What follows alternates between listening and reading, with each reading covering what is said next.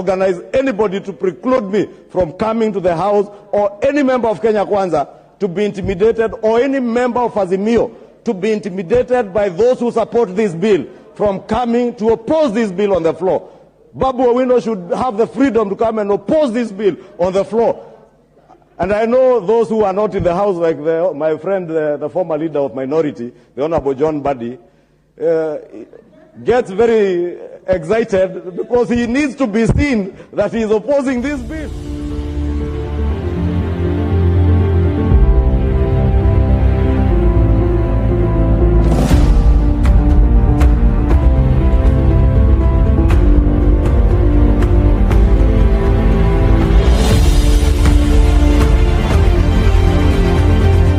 So I've always said here on this platform severally that there's no democracy in ODM party.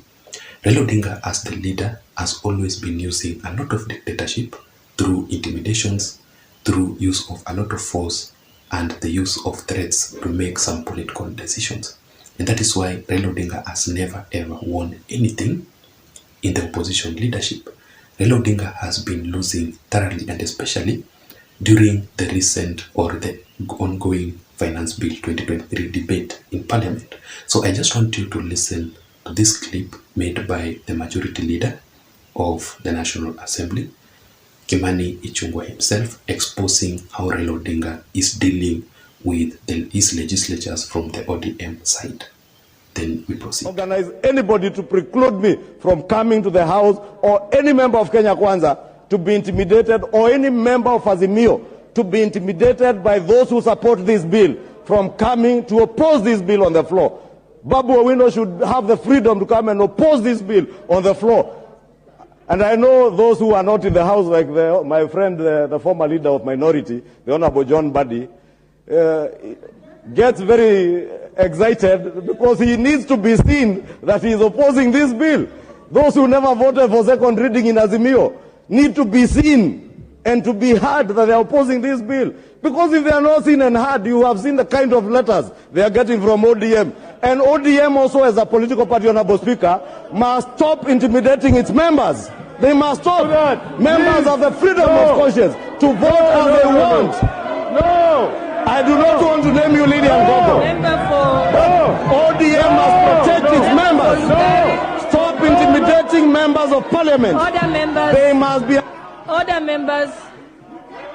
So from that statement, ladies and gentlemen, what I'm getting from Kimani Ichung'wah is that, first of all, Raila Odinga or the ODM party has been issuing out some letters of threats to the ODM legislatures to participate in opposing the Finance Bill 2023.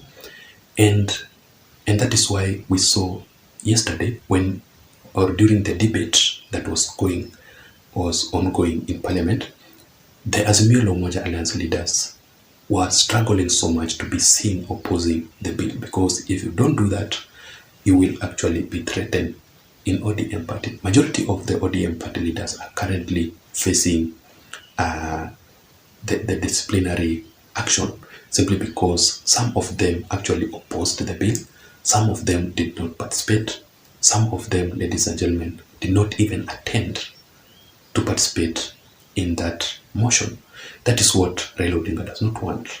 He wants them to forcefully participate in the Finance Bill 2023. Secondly, ladies and gentlemen, what I'm getting from that statement is that Raila Odinga has denied the ODM party leaders, and especially the National Assembly leaders or members, their own freedom of their democratic choices. The choice has already been made up there by Raila Odinga that this thing, so long as you are in opposition, so long as you are in Azimio or ODM party, you must oppose the bill. Now, what if you are in the same opposition, or in ODM or in Azimio, yet you have a different view of the opinion? It is not a must that you must follow the leader, you must oppose. I want you to give you an example of the Kenya Kwanza Alliance regime. We saw Wamshomba, who is currently in UDA, opposing the bill publicly, and she is still opposing up to date. But what did we see recently?